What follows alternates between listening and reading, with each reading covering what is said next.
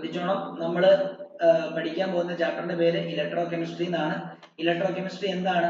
Electro chemistry എന്ന് പറഞ്ഞു കഴിഞ്ഞാൽ study of production of electricity ആണ്. എന്തിൽ നിന്ന്? അതായത് ഒരു കെമിക്കൽ റിയാക്ഷനിൽ നിന്നും ഉണ്ടാകുന്ന സ്പോണ്ടേനിയസ് ആയിട്ടുള്ള അല്ലെങ്കിൽ സ്പോണ്ടേനിയസ് ആയിട്ടുള്ള കെമിക്കൽ റിയാക്ഷൻ. സ്പോണ്ടേനിയസ് മീൻസ് എന്ന് പറയുന്നത് പെട്ടെന്ന് നടക്കുന്നതാണ്. അപ്പൊ പെട്ടെന്ന് നടക്കുന്ന കെമിക്കൽ റിയാക്ഷനിൽ നിന്നുണ്ടാകുന്ന എനർജി ഉപയോഗിച്ചിട്ട് ഇലക്ട്രിസിറ്റി ഉണ്ടാക്കുന്നതിനെ പറ്റിയുള്ള പഠനത്തെയാണ് നമ്മൾ ഇലക്ട്രോ കെമിസ്ട്രി എന്ന് പറയുന്നത്. ഓക്കെ ആണല്ലോ. ഇനിയും ഇലക്ട്രോ കെമിസ്ട്രിക്കകത്ത് കെമിക്കൽ എനർജിയിൽ നിന്നും ഇലക്ട്രിക്കൽ എനർജി ഉണ്ടാക്കുന്നതിനെ പറ്റി മാത്രമല്ല നമുക്ക് പഠിക്കാനുള്ളത്. ഇത് അതിന്റെ ഒരു ഭാഗമാണേ ഉള്ളൂ. വേറൊരു പാർട്ട് കൂടെ ഉണ്ട്. അതായത് ഇലക്ട്രിക്കൽ എനർജി ഉപയോഗിച്ചിട്ട് തിരിച്ച് കെമിക്കൽ എനർജി ഉണ്ടാക്കുന്നതിനെ പറ്റി നമുക്ക് ഇവിടെ പഠിക്കാനുണ്ട്. അതിനെ ഇലക്ട്രോലിസിസ് എന്നാണ് പറയുന്നത്. ഓക്കെ, അപ്പം കെമിക്കൽ എനർജി ഉപയോഗിച്ചിട്ട് ഇലക്ട്രിക്കൽ എനർജി ഉണ്ടാക്കുന്നതിനെ പറ്റി പഠിക്കാനുണ്ട്. ഇലക്ട്രിക്കൽ എനർജി ഉപയോഗിച്ചിട്ട് കെമിക്കൽ എനർജി ഉണ്ടാക്കുന്നതിനെ പറ്റിയും നമുക്ക് ഈ ചാപ്റ്ററിനകത്ത് പഠിക്കാനുണ്ട്. ഓക്കെ, അപ്പം ഇത് മനസ്സിലാക്കുക. ഇനി ഇത് അതായത് ഈ കെമിക്കൽ എനർജി വെച്ചിട്ട് ഇലക്ട്രിക്കൽ എനർജി ഉണ്ടാക്കുന്നതും ഇലക്ട്രിക്കൽ എനർജി വെച്ചിട്ട് കെമിക്കൽ എനർജി ഉണ്ടാക്കുന്നതും ഈ സംഭവങ്ങളൊക്കെ നടക്കുന്നത് സെല്ലിലാണ്. അപ്പൊ രണ്ട് ടൈപ്പ് നമുക്ക് പഠിക്കാനുണ്ട് സെല്ല്. അതായത് കെമിക്കൽ എനർജിനെ ഇലക്ട്രിക്കൽ എനർജി ആക്കുന്ന സെല്ലിനെ നമ്മൾ ഇലക്ട്രോ കെമിക്കൽ സെൽ എന്നാണ് പറയുന്നതെങ്കിൽ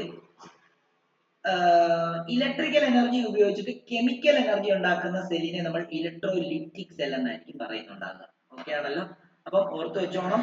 അതായത് നമുക്ക് രണ്ട് കാര്യങ്ങളാണ് ഇതിനകത്ത് പഠിക്കാനുള്ളത്. ഒന്ന്, കെമിക്കൽ എനർജി ഉപയോഗിച്ചിട്ട് ഇലക്ട്രിക്കൽ എനർജി ഉണ്ടാക്കുക, അതാണ് മെയിൻ ടോപ്പിക്. രണ്ടാമതൊരു ഭാഗമുണ്ട് ഇലക്ട്രിക്കൽ എനർജി ഉപയോഗിച്ചിട്ട് കെമിക്കൽ എനർജി ഉണ്ടാക്കുക. ഇത് രണ്ടും നടക്കുന്നത് സ്പെഷ്യലി ഡിസൈൻഡ് ആയിട്ടുള്ള സെല്ലിലാണ്.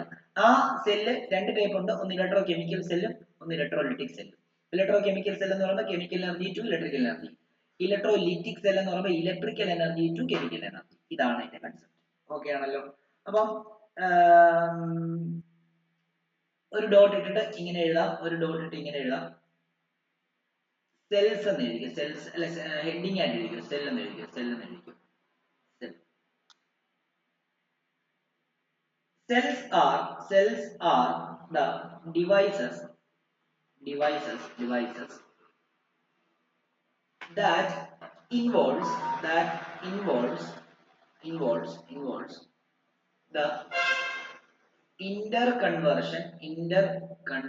of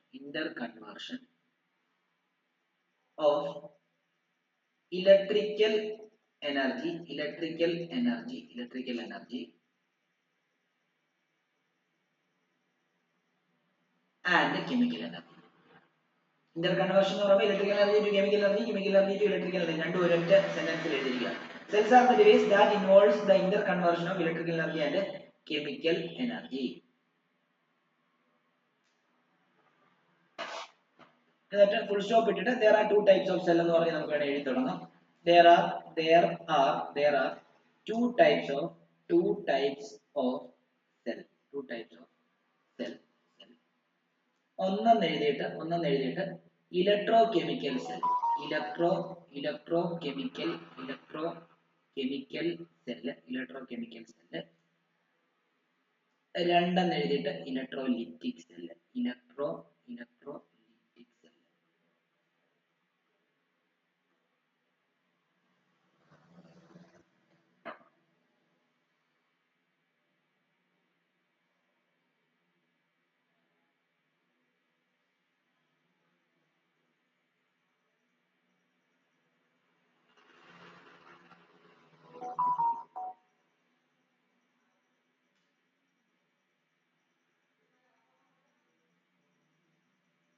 ഇനി നമ്മൾ ആ ഇലക്ട്രോ കെമിക്കൽ സെല്ലിന്റെ ഡെഫിനിഷൻ ഒന്ന് എഴുതാം. അപ്പം ഇലക്ട്രോ കെമിക്കൽ സെൽ എന്ന് വേണമെങ്കിൽ ഒരു ചെറിയ സബ് ഹെഡിങ് ആയിട്ട് എഴുതിയോ. ഇലക്ട്രോ കെമിക്കൽ സെൽ എന്ന ചെറിയൊരു സബ് ഹെഡിങ് ആയിട്ട് എഴുതിയിട്ട് ഇലക്ട്രോ കെമിക്കൽ സെൽ എന്ന് പറഞ്ഞാൽ എന്താണെന്ന് അറിയാലോ. കെമിക്കൽ എനർജിനെ ഇലക്ട്രിക്കൽ എനർജി ആക്കി മാറ്റുന്ന സെല്ലുകളെയാണ്, ഡിവൈസുകളെയാണ് നമ്മൾ ഇലക്ട്രോ കെമിക്കൽ സെല്ലുകൾ എന്ന് പറയുന്നത്. ഓക്കെ ആണല്ലോ. ഒത്തിരി ടൈപ്പ് ഇലക്ട്രോ കെമിക്കൽ സെല്ലുണ്ട്. അതിൽ നമ്മൾ ജനറലി ഉപയോഗിക്കുന്ന സെൽ എന്ന് പറയുന്നത് ഡാനിയൽ സെല്ലാണ്. ഇലക്ട്രോ കെമിക്കൽ സെല്ലിന് വേറെ പേരിലൊക്കെ അറിയപ്പെടും, നമുക്കത് പറയാം. എന്നിട്ട് എഴുതേണ്ടത് in this cell chemical reaction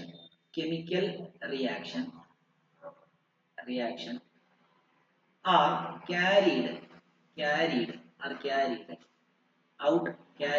out that results in the production of electricity that results in the production of electricity.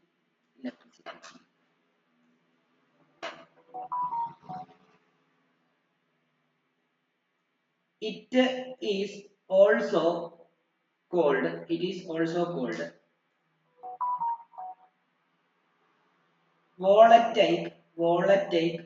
cell or galvanic cell.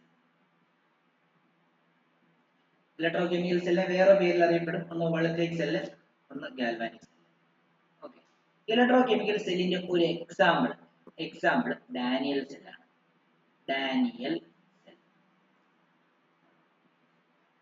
അതായത് ഇലക്ട്രോകെമിക്കൽ സെല്ലിന്റെ അതർ നെയിം ആണ് വോൾട്ടൈക് സെല്ലും അതേപോലെ തന്നെ എന്താണ് വോൾട്ടൈക് സെല്ലും അതേപോലെ തന്നെ എന്താ ഗാൽവാനിക് സെല്ലും. ഇലക്ട്രോകെമിക്കൽ സെല്ലിന്റെ ഒരു എക്സാമ്പിൾ ആണ് ഡാനിയൽ സെൽ എന്ന് പറയുന്നത്.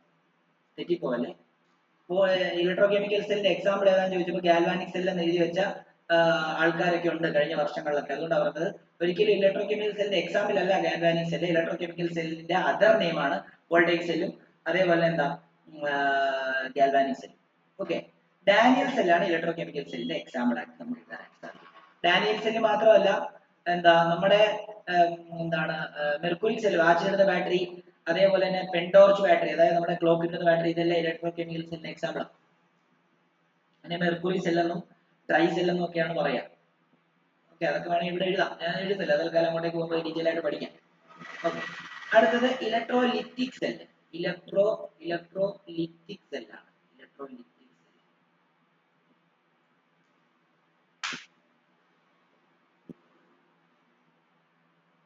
In this cell,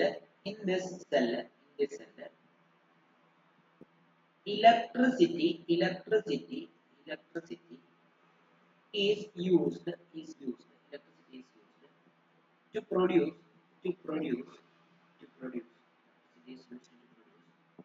non-spontaneous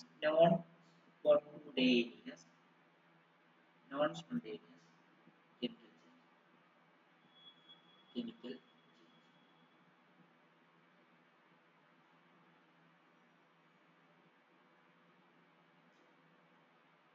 and occurs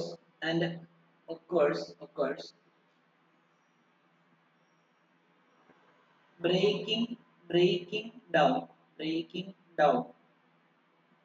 of molecule with the help of electricity ഉപയോഗിച്ചിട്ട് സ്പ്ലിറ്റിംഗ് നടക്കുക. അതാണ് നിങ്ങൾ എനിക്ക് തോന്നുന്നു 10ാം ക്ലാസ്സിൽ നിങ്ങൾക്ക് പഠിക്കാനുണ്ടായിരുന്നെന്ന് തോന്നുന്നു. നമ്മുടെ ഗാൽവാനിക് സെല്ലും, അതായത് കേരള പഠിച്ച ആൾക്കാരാണെങ്കിൽ 10ാം ക്ലാസ്സിൽ നിങ്ങൾക്ക് പഠിക്കാനുണ്ടായിരുന്നു ഗാൽവാനിക് സെല്ല്, ഇലക്ട്രോകെമിക്കൽ സെല്ല്. നിങ്ങൾ NaCl ഇലക്ട്രോലിസിസ് ഒക്കെ നിങ്ങൾ പഠിച്ചിട്ടുണ്ടാവും. അതൊക്കെ ഇലക്ട്രോലിസിസ്, അതായത് ഇലക്ട്രിസിറ്റി ഉപയോഗിച്ചിട്ട് സോഡിയത്തിന് NaCl ബ്രേക്ക് ചെയ്ത് Na+ഉം Cl മൈനസും ആക്കുക. അതായത് മോൾട്ടൺ NaCl ഇലക്ട്രോലിസിസും ഉണ്ട്, അക്വസ് NaCl ഇലക്ട്രോലിസിസും ഉണ്ട്. എന്നാൽ ഇലക്ട്രോകെമിക്കൽ സെല്ല് നിങ്ങൾക്ക് അന്നവിടെ പഠിക്കാനുണ്ടായിരുന്നു. ഗാൽവാനിക് സെല്ല് നമ്മൾ ഡാനിയൽ സെല്ല് എന്ന് പറഞ്ഞൊരു എക്സാമ്പിളിൽ നമ്മൾ സിങ്ക് അതേപോലെ തന്നെ കോപ്പറും തമ്മിലുള്ള ഒരു ഇലക്ട്രോകെമിക്കൽ സെല്ലിന്റെ എക്സാമ്പിൾ അന്നും 10ാം ക്ലാസ്സിൽ പഠിച്ചിട്ടുണ്ട്. സോൾട്ട് ബ്രിഡ്ജ് ഒക്കെ ഉള്ള അത് തന്നെ ഇവിടെ പഠിക്കാറുണ്ട്.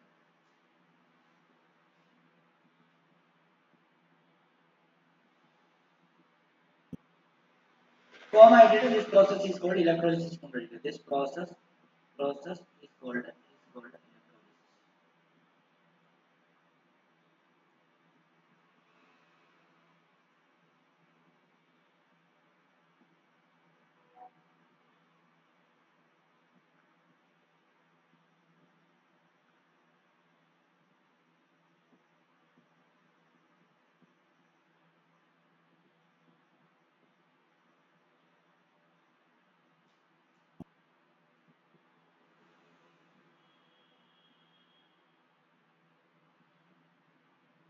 ഇത്രയും പറഞ്ഞതിനകത്ത് എന്തെങ്കിലും മനസ്സിലാകാഴികയുണ്ടെങ്കിൽ ഒന്ന് പറയണേ. ഞാൻ ആദ്യമായിട്ടാണ് നിങ്ങൾക്ക് ഓൺലൈൻ ക്ലാസ് എടുക്കുന്നത്, അതുകൊണ്ട് നിങ്ങൾക്ക് എത്രത്തോളം മനസ്സിലാവുന്നുണ്ട്, വോയിസ് ബ്രേക്ക് ആവുന്നുണ്ടോ, ക്ലിയർ ആവുന്നുണ്ടോ എന്നൊക്കെയുള്ള കാര്യങ്ങൾ അറിഞ്ഞാൽ നല്ലതായിരുന്നു. ഈ അമ്മു എന്ന് പറഞ്ഞ ആളാരാ? അമ്മു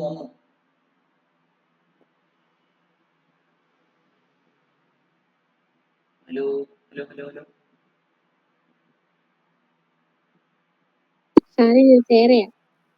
സ്നേഹയോ സേറയാണോ? ആ ഓക്കെ ഓക്കെ ഓക്കെ. സേറയ്ക്ക് ഓക്കെ ആണോ? അരവിന്ദിന് ഓക്കെ ആണോ? ഓക്കെയാണ് സാർ, ഓക്കെയാണ്. ആ അർജുൻ ഓക്കെ ആണോ? അർജുൻ ഓക്കെ. ജസ്ന ഓക്കെയാ. ജോന ഓക്കെയാണ് സാർ. നന്മ ഓക്കെയാണ് സാർ. അമൃത ദേവനന്ദ പിന്നെ ഓക്കെ സാർ. ഓക്കെയാണ്. ഓക്കെ. പിന്നെ ദേവനന്ദ ഓക്കെ അല്ലേ? സാർ. ആ ഓക്കെ. പിന്നെ നമ്മുടെ സിൽവിയ ഓക്കെ ആണോ? സിൽവിയ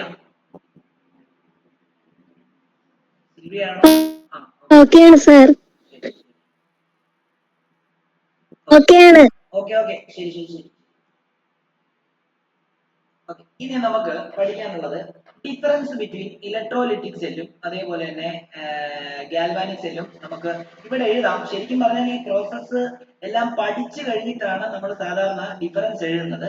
എന്നാൽ ഞാൻ നിങ്ങൾ ഇവിടെ എഴുതാം, പിന്നീട് പഠിപ്പിക്കാൻ മറന്നു പോയെങ്കിലോ എന്നുള്ളതാണ്. പലപ്പോഴും കേരള സിലബസിന് ബോർഡ് എക്സാമിന് ചോദിച്ചിട്ടുണ്ട് ഡിഫറൻസ് ബിറ്റ്വീൻ ഇലക്ട്രോലിറ്റിക് സെല്ലും അതേപോലെ തന്നെ ഇലക്ട്രോ കെമിക്കൽ സെല്ലിനെ. അപ്പം നമുക്ക് ഹെഡിങ് എഴുതിയില്ലെങ്കിലും കുഴപ്പമില്ല, ഇങ്ങനെ എഴുതിയാൽ മതി. അതായത് ഇവിടെ നമുക്ക് ഇലക്ട്രോലിറ്റിക് സെൽ എന്നും ഇലക്ട്രോലിറ്റിക് സെൽ രണ്ട് ബോക്സ് ആയിട്ട് എഴുതിക്കും. ഇലക്ട്രോലിറ്റിക് സെല്ല്, ഇത് electrochemical cell.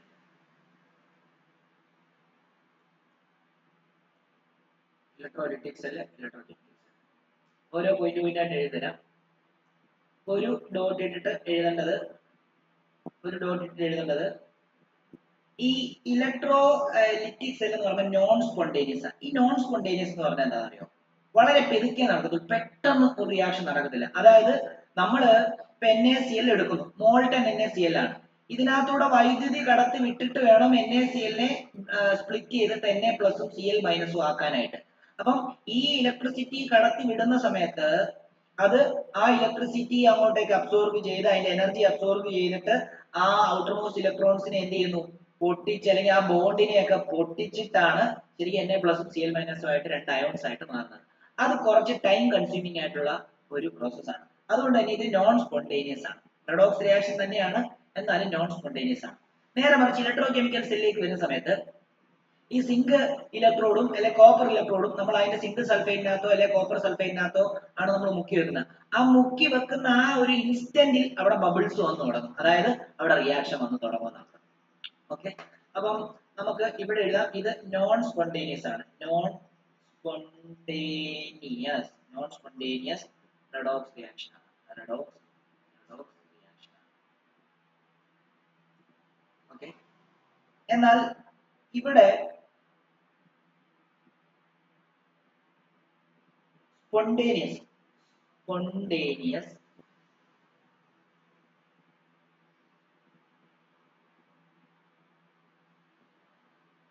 redox reaction, spontaneous redox reaction. ഇനി അടുത്ത ഇതിൽ എഴുതേണ്ടത് ഈ ഇലക്ട്രോലിസിസ് നടക്കുന്നത് ഒറ്റ സെല്ലിലാണ്. അതായത് NaCl എടുക്കുന്നു, അതിനകത്ത് ആനോഡും കാഥോഡും മുക്കി വെക്കുന്നു, അതിനകത്ത് തന്നെയാണ് റിയാക്ഷൻ നടക്കുന്നത്.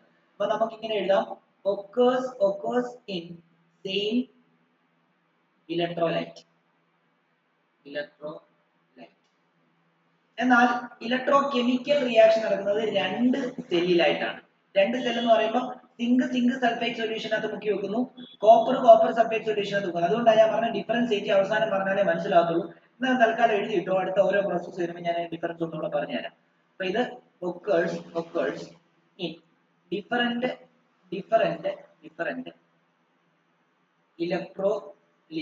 electrolytic solution. അടുത്തത് ഇവിടെ ഈ ഇലക്ട്രോ കെമിക്കൽ സെല്ലിനകത്ത് ന്യൂട്രാലിറ്റി മെയിൻറ്റെയിൻ ചെയ്യാൻ, അല്ലെങ്കിൽ കറണ്ടിന്റെ സർക്യൂട്ട് കംപ്ലീറ്റ് ചെയ്യാൻ വേണ്ടി നമ്മളൊരു സോൾട്ട് ബ്രിഡ്ജ് എന്ന് പറയുന്ന ഒരു സെറ്റപ്പ് നമ്മൾ അവിടെ ചെയ്തു വെച്ചിട്ടുണ്ട്. ഇലക്ട്രോലിറ്റിക് സെല്ലിനകത്ത് അതില്ല. അപ്പൊ അത് ഇല്ല എന്നുള്ളത് കൊണ്ട് നോ സോൾട്ട് ബ്രിഡ്ജ്